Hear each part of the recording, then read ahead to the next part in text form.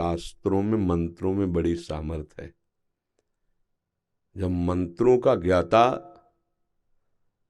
उस श्री विग्रह में भगवान का आवाहन वेद मंत्रों से, वेद किसी के द्वारा रचित नहीं है, ये अपौरुषेय है, स्वयं भगवान वेद के रूप में प्रकाशित है।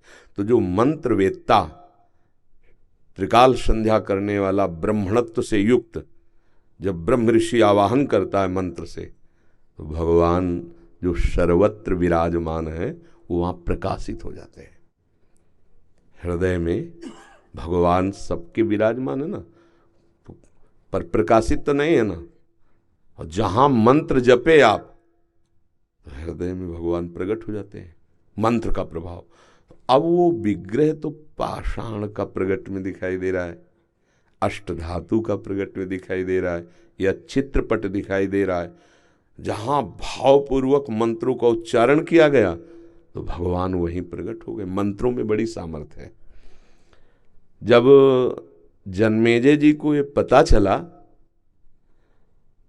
कि हमारे पिता को मारने वाला ये तक्षक सर्प अभी भी जीवित है और पिता हमारे पधार गए, तो धिक्कार हमारे जीवन को, अगर वो जीवित रह जाए तो मैं सर्पेष्टि यज्ञ करूंगा और उसका आवाहन करके यज्ञ में भस्म करूंगा। तुम्हें मंत्रों के प्रभाव की बात बता रहे हैं तो समझ जाओगे। बड़े बड़े ब्रह्म ऋषियों ने मिलकर सर्पेष्टि यज्ञ की, उसमें सर्पों के नाम लेकर आहुति दी जाती थी। जब ये पता चला तक्षक नाग को, तो देवराज इंद्र उसके मित्र थे, तो देवराज इंद्र के सिंहासन के पावे में लिपट गया हो कि मेरी रक्षा करो। जन्मेजय जी ने कहा कि हजारों फड़ वाले सर्पों को तो भस्म होते हुए मैं मंत्र से देख रहा हूं, जे भी जिस सर्प का नाम लिया जाए स्वाहा, सीधे आके यज्ञ कुंड में भस्म हो जाए। हजारों सर्प, लाखों सर्प, बड़े बड़े विशाल, ये तक्षक क्यों नहीं आया? तो उनका महाराज तक्षक इसलिए नहीं आ सकता कि देवराज इंद्र के सिंहासन के पावे में लिपटा है। बोले ऐसा मंत्र नहीं कि सिंहासन सहित स्वाहा हो जाए। बोले आप आदेश करो, देवराज इंद्र सहित सिंहासन सहित तक्षक अभी, तो उनका हमारा आदेश है, यजमान का आदेश। मंत्रवेत्ता ब्रह्म ऋषियों ने जे ही मंत्र पढ़ करके, तो देवराज इंद्र तो कूद गए सिंहासन से, पर सिंहासन में लिपटा हुआ तक्षक ऐसे मड़रा रहा था। आस्तिक नाम के जो एक ब्रह्म ऋषि हुए, ये भांजे थे वासुकी नाग के, उन्होंने देखा कि तक्षक चित्कार मार रहा है, तो भांजे थे सर्पों के, वो तत्काल उन्होंने कहा तिष्ठ तिष्ठ, वही रोक दिया और जन्मेजय जी से कहा कि मैं भिक्षा मांगने आया हूं यज्ञ में, और मांगने वाले को यज्ञ में ना नहीं कहा जाता, ये आहुति मुझे प्रदान कर दो। वैसे यज्ञ बंद हुई। देवराज इंद्र सहित स्वाहा, अगर वो रोक ल देते, ल कूद ले जाते उसी में। द्रोणाचार्य जी ने मित्रता की द्रुपद से, तुम्हें मंत्रों की बात, द्रुपद से, द्रुपद जी ने कहा कि जब मैं राजा बनूंगा और कभी आपको आवश्यकता हो तो आप आ जाना, क्योंकि आप ब्राह्मण हैं, ब्रह्म ऋषि हैं, और मैं राजकुमार हूं। दोनों गुरुकुल में पढ़ते थे। बिल्कुल सारांश में बता रहे। द्रुपद राजा बने पांचाल देश के। अब महाराज को जब अश्वस्थामा प्रकट हुए द्रोणाचार्य के, तो आवश्यकता बढ़ी, तो उनको याद आया मेरा मित्र राजा द्रुपद। तो वहां गए द्रोणाचार्य जी और कहा मित्र पहचाने? तो उनका भिक्षुक होकर मेरे को मित्र बोलता है? तो उनका मैं द्रोणाचार्य हूं। बोले हाँ तो क्या हुआ, है तो भिक्षुक ही, तुम मुझे मित्र कैसे कह सकता है? बोले गुरुकुल में हमारी आपकी मित्र, वो गुरुकुल था, इस समय मैं राज सिंहासन पर बैठा हूं और तुम बोलो क्या चाहिए, भिक्षा के रूप में ले सकते हो, मित्र कैसे बोल सकते हो? तो उनका नहीं, फिर नहीं, अब मैं तुम्हें दिखाऊंगा कि मैं कैसा भिक्षुक हूं।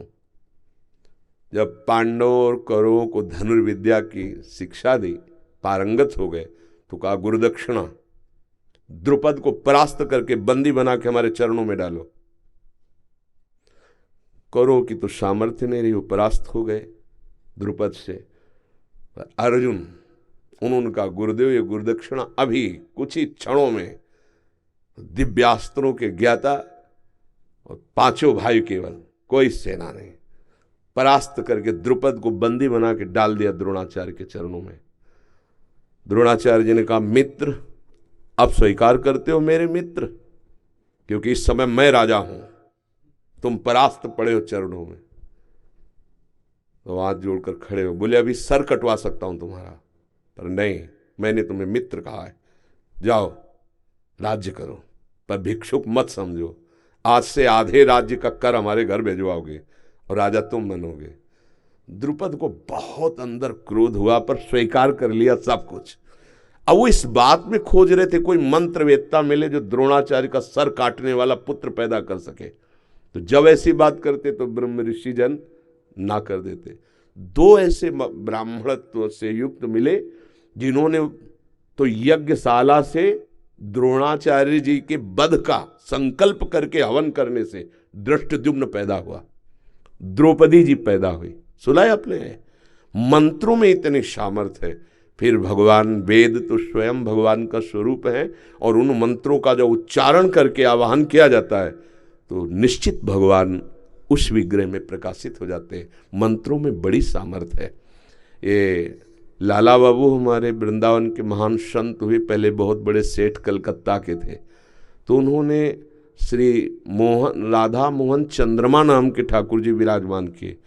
तो जब प्राण प्रतिष्ठा हुई तो परीक्षा के लिए मक्खन ऐसे रखा तो पिघल कर बहने लगा, क्योंकि ताप तभी होगा जब प्राण प्रतिष्ठित। ऐसे मंत्र से भगवान, और दूसरा भाव, महापुरुषों का भाव और मंत्र, दो से भगवान जहां चाहो वहां प्रकट कर लो। ते समाज गिरजा में रहेऊ, अवसर पाए बचन एक कहऊ, हरि व्यापक सर्वत्र समाना, और प्रेम ते प्रकट होए मैं जाना।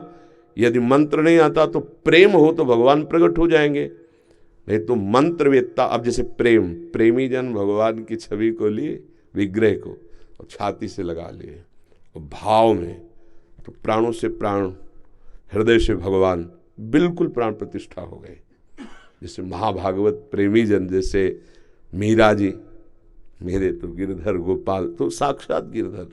पूज्य राधा बाबा छवि में ठाकुर जी, साक्षात वहाँ प्राण प्रतिष्ठा भी मंत्रों द्वारा नहीं कराई, भाव द्वारा। अब जो मंत्रों में और भाव में भी एक दो भक्तों के, असंख्यों भक्तों के भाव जुड़े हुए है। जो दशरथ नंदन प्रभु राम जी हैं, चाहे जिस भाव के हो, लेकिन जुड़े तो है ना, हमारे ही तो प्रभु है ना। तो सबके भाव और मंत्रवेत्ता महापुरुषों का, एक से एक महात्मा, आप क्या समझते हो कौन सा महात्मा किस कोटि का, आप क्या समझते हो? तो मंत्रवेत्ता ब्रह्म ऋषियों का आवाहन और भक्तों की भावना, तो साक्षात प्रभु का घर है। प्रभु वहां तो थे, वो प्रकाशित हो गए उस विग्रह में। कोई आश्चर्य की बात नहीं। समझ पा रहे आप? हाँ, भाव से खंभे में किया तो नरसिंह प्रकट हो गए। मंत्र का उच्चारण भी नहीं किया, दो ही भाव हमने बताए, एक मंत्र एक भाव। तो लाखों भक्तों के भाव पहले ही वहां विराजमान है। फिर मंत्रवेत्ताओं, ऐसा नहीं कि न मंत्रवेत्ता रह गए, न ब्रह्म ऋषि रह गए, न ऐसा नहीं, सब है। हाँ, बहुतायत नहीं रह गई, पर ऐसे ऐसे अभी मंत्र उच्चारण करने वाले चमत्कार प्रकट हो जाते। देखो प्रकट हुआ ना चमत्कार, विग्रह में भगवान साक्षात विराजमान हो गए। पहले जो विग्रह का दर्शन किए हो और फिर प्राण प्रतिष्ठा के बाद, तो आप देख लो साक्षात भगवान उनमें। और ऐसे अनुभव होते रहेंगे, आज नहीं सदा होते रहेंगे कि भगवान साक्षात विराजमान है। ये इसमें कोई संशय नहीं है। मंत्र और भाव दो के द्वारा भगवान प्रकट किए जाते हैं।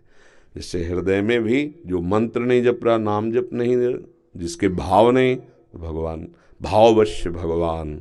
जहाँ कहीं भी देखो, ये तो श्री भगवान की प्राण प्रतिष्ठा हुई। धन्ना जाट का नाम सुना है? उन्होंने, बच्चे थे तो कथा हो रही थी, वहाँ बैठ गए, तो पंडित जी कह रहे थे कि जो भगवान की सेवा नहीं करता, भोग नहीं लगाता, उसका जीवन व्यर्थ है।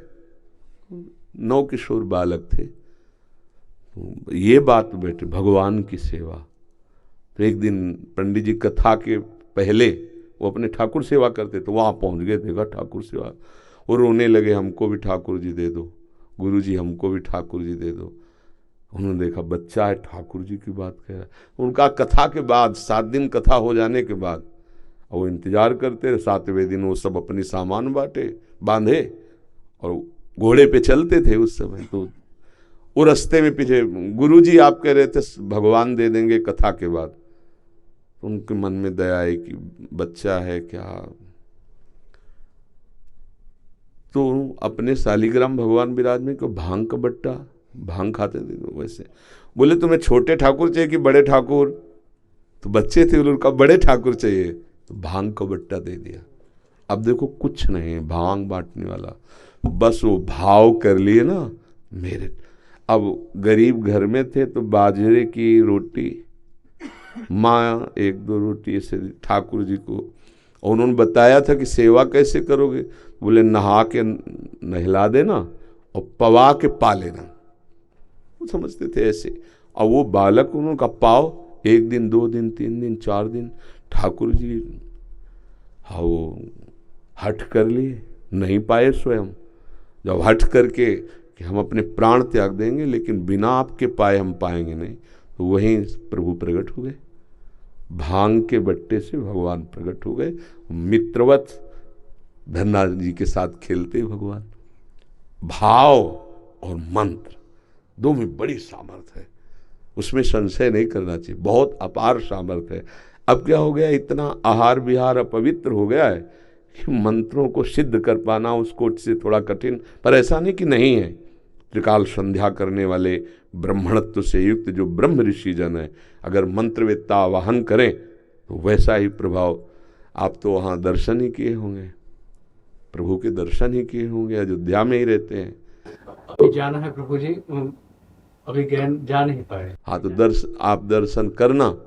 हाँ हमें तो दूर से भी उनका, जैसे सूर्य का तेज है ना, संपूर्ण ब्रह्मांडों में छाया रहता है, पर वो एक कांच होता है जो विशेष, वही सूर्य के तेज को पकड़कर आग लगा सकता है, समझते ना? हाँ वो जो भी होता है ना, ऐसे ही भक्तों का हृदय कुछ विशेष होता है, कहीं भी हो तो तेज उधर से। तो जो तुम पूछ रहे हो, जो तुम वर्णन कर रहे हो, वो विराजमान वहाँ है, कनेक्शन यहाँ है, तो पूरी सूचना, पूरा भाव, पूरा सब यही समझ में आ जाए। भगवान सर्वत्र हैं, भाव के द्वारा, प्रेम के द्वारा प्रकट होते हैं। मंत्र और भाव के द्वारा कहीं भी भगवान को प्रकाशित किया जा सकता है। जैसे नामदेव जी ने कुत्ते में भगवान को प्रकाशित कर दिया, भूत में भगवान को प्रकाशित कर दिया। भाव और मंत्र में बड़ी सामर्थ्य है। अयोध्या में तो लाखों करोड़ों भक्तों के भाव जुड़े हैं, और ब्रह्म ऋषियों के मंत्र, आचार्य कोटि के महापुरुषों का संकल्प, तो भगवान को तो प्रकाशित होना ही पड़ेगा। और भगवान तो वहाँ प्रगट में विराजमान है, क्योंकि उनका घर है। जैसे वृंदावन है ना, ये यहाँ प्रिया प्रीतम प्रगट में विराजमान है, बस थोड़ा माया के पर्दे हटे तो दिखाई देगा। ये दिव्य धाम है भगवान का, वृंदावन धाम, प्रेम धाम, तो अवध धाम।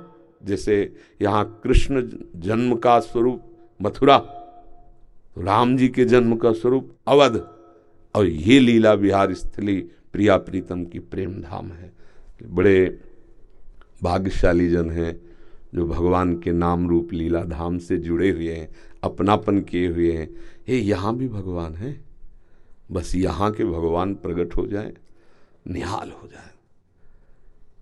यहीं के भगवान को विशेष प्रकट करने के लिए हम सब जगह जाकर दर्शन करते हैं, भावना करते हैं, पर यहाँ के भगवान प्रकट हो जाए तो फिर एक दृष्टि बदल जाती है।